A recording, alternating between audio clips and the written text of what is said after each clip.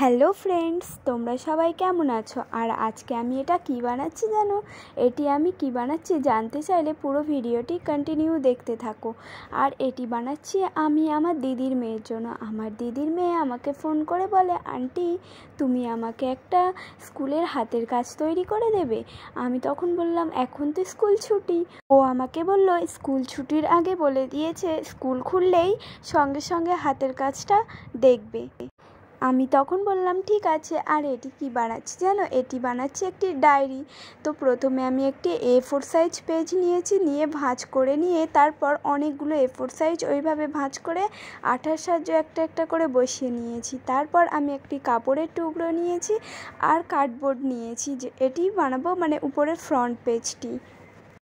তো এখানে আমি একটু সরু করে কার্ডবোর্ড কেটেছি আর A4 সাইজের পেজের মাপ নিয়ে দুটো চওড়া করে কার্ডবোর্ড কেটে নিয়ে আঠার সাহায্যে ভালোভাবে কাপড়ের উপর বসিয়ে নেব। আর ততক্ষণ এটি বানাতে বানাতে তোমরা প্লিজ আমার চ্যানেলটি সাবস্ক্রাইব করে দিও। আর আমার চ্যানেলে গিয়ে আমার পুরানো আরও অনেক ভিডিও আছে, তোমরা দেখে আসতে পারো। দেন এটি আঠা লাগানোর পর আমি একটি পিঙ্ক কালারের পেজ নিয়ে এটিকে আমি কভার করে নেব ও বাইরের সাইডটাকে।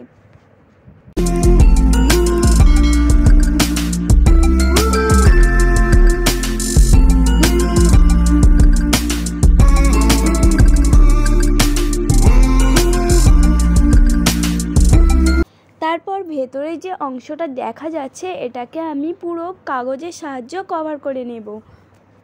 দেন যে পেজগুলো আমি একটা একটা করে আঠার সাহায্য বসিয়ে রেখেছিলাম ডায়েরির পাতা ব্যবহারের জন্য, সেটিকে আমি আঠার সাহায্যে মাঝখানে বসিয়ে নিলাম। আর ওপরেরটা আমি কি ডিজাইন করব ভাবতে ভাবতে তখন মাথায় একটা আইডিয়া আসলো, চলো আমার কাছে ছিল এরকম গ্লিটার পেপার, তো আমি এই ব্ল্যাক কালার গ্লিটার পেপারটাকে নিয়ে ওপরে আঠার সাহায্য ভালোভাবে বসিয়ে দিলাম।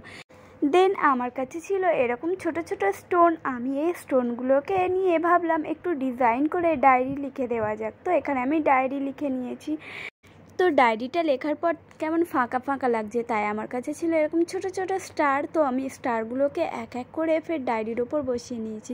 তো বন্ধুরা এই ডায়েরিটি কেমন হয়েছে কমেন্টে কিন্তু অবশ্যই জানিও, ভালো লাগলে লাইক করে দিও। আর এরকম ক্রিয়েটিভ ভিডিও পেতে আমার চ্যানেলটি সাবস্ক্রাইব করে দিও।